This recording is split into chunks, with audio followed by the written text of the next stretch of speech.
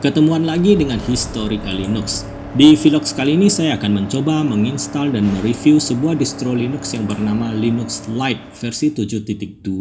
Ini adalah official websitenya. Seperti biasa, official website dari sebuah distro Linux itu pasti kalimatnya yang umum-umum saja. Bilang kalau mereka itu mudah dipergunakan, ringan. Nah, latest newsnya adalah tanggal 1 November 2024 Linux Lite versi 7.2 itu dirilis.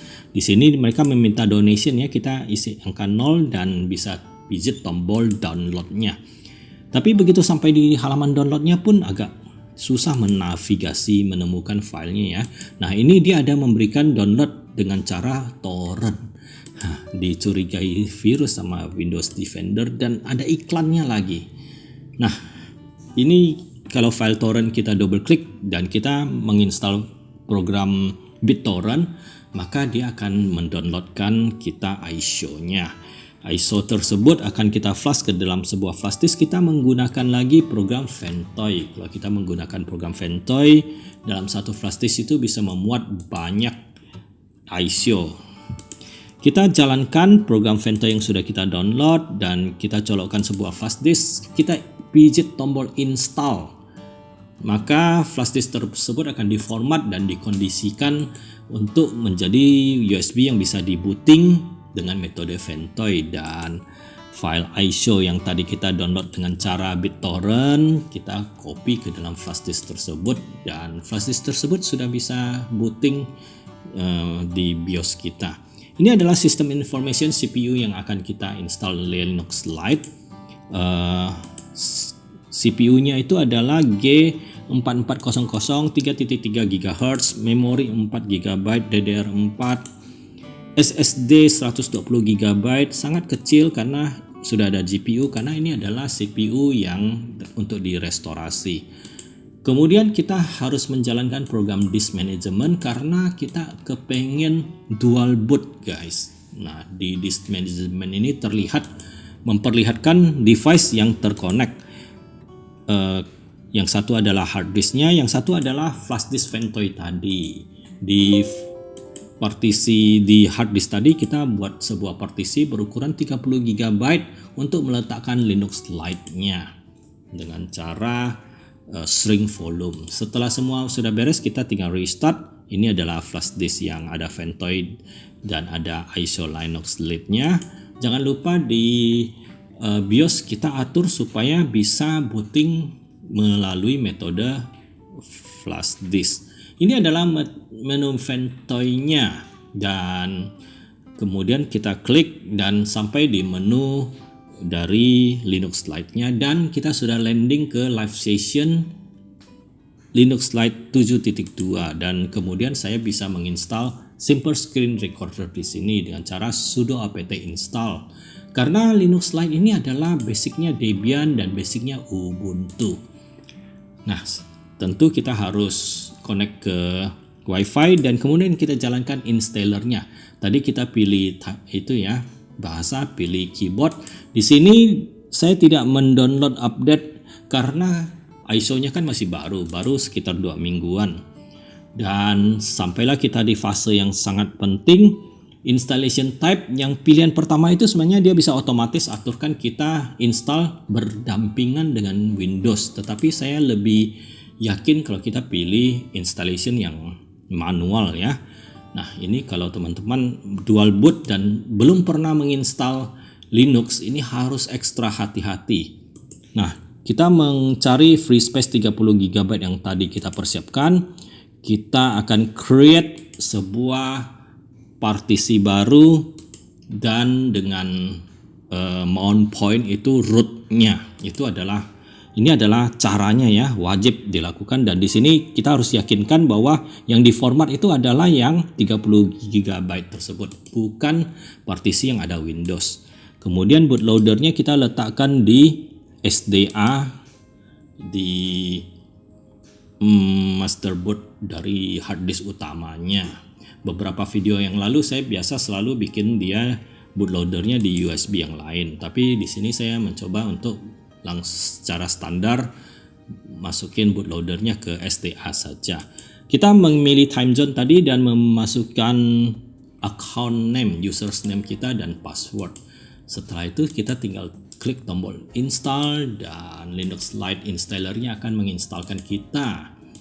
Nah, ini adalah promosinya ya. Saya percepat videonya, langsung sudah done installationnya, dan kalau sudah done kita pindah ke kamera HP dan kita restart.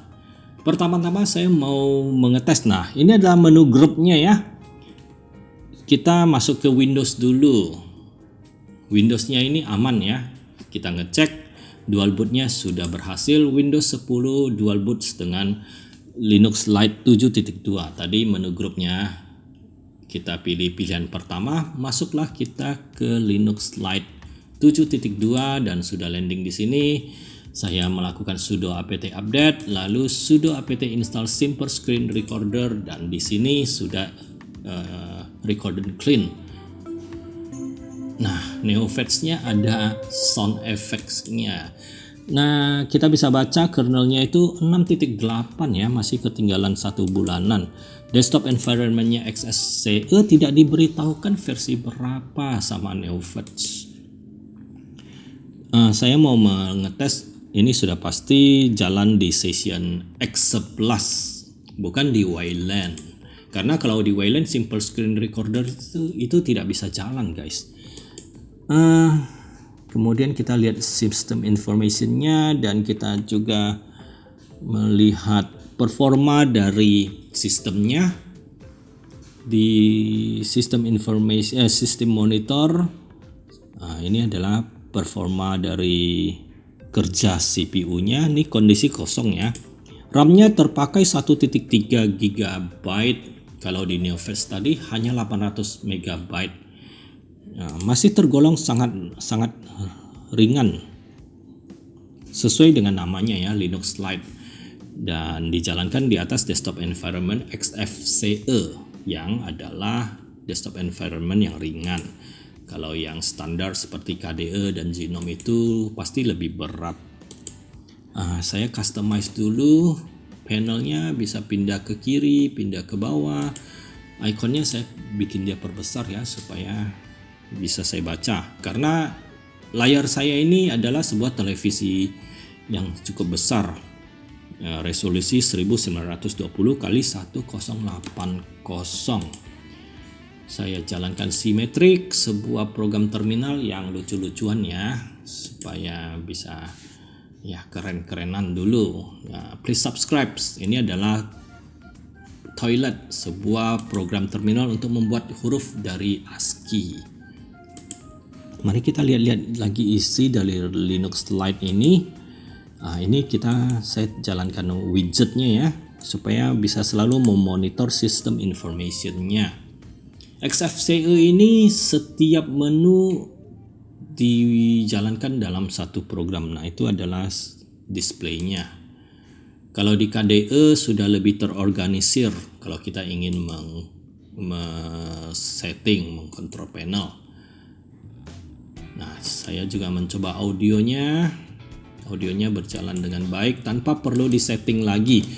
Beberapa distro yang lain kalau XFCE itu dia bisa kesasar ya, audio outputnya kadang ke speaker.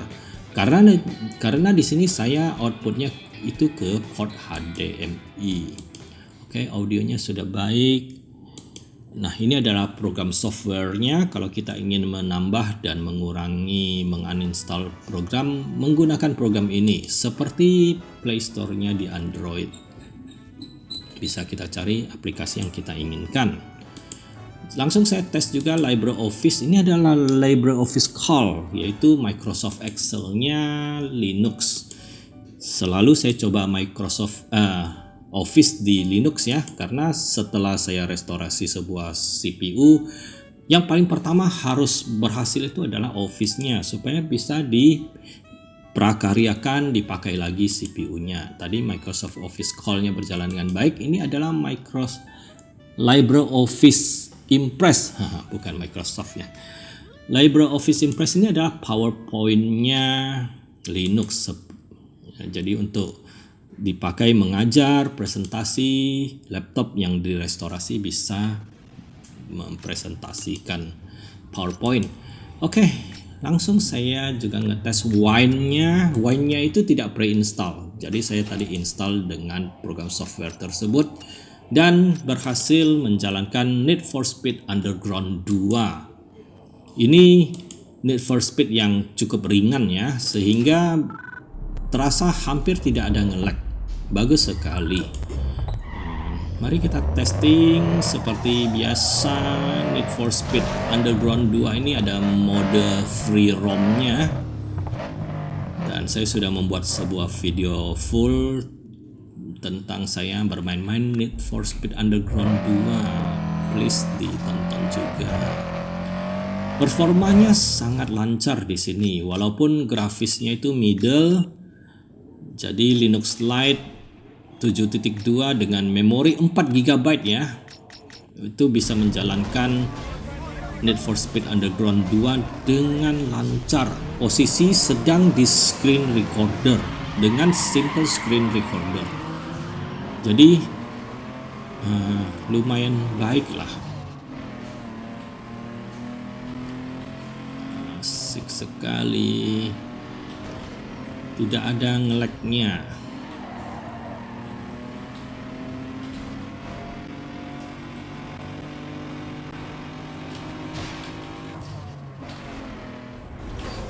Oke, saya percepat.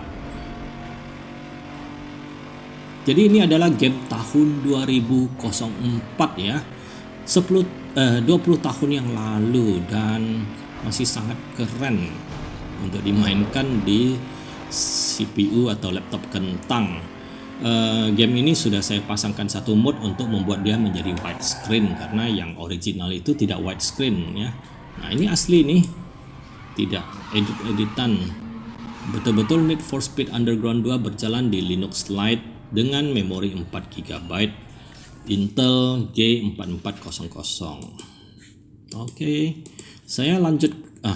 Untuk menjalankan Wine tadi, ini adalah settingan Wine CFG-nya, Wine config-nya, yaitu saya menambahkan satu library untuk widescreen-nya dan mengapply virtual desktop supaya dia bisa berjalan di Windows mode. Nah, ini adalah PCSX2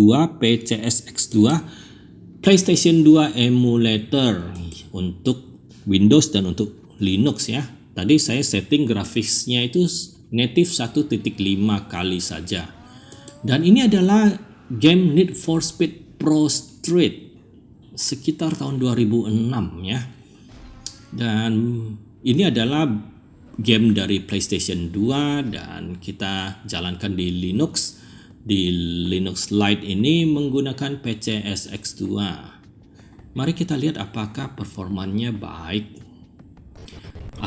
Performanya kurang baik ya, sangat nge-lag. Karena ini posisi di simple screen recorder.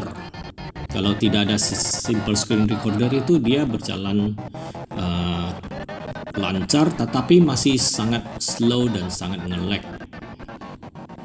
Nah, ini adalah bukti kalau dia tidak di screen recorder ya. Saya rekam live dengan kamera HP. Bisa dimainkan tetapi mobil kita tuh lambat ya. Pasti nggak bisa menang. So, PCSX2 untuk game selevel Need for Speed Pro Street tidak bisa dijalankan di Linux Lite ini hanya dengan bekal memori 4 GB. Nah, ini adalah Need for Speed Pro Street PlayStation 2 yang dimainkan di Linux Lite.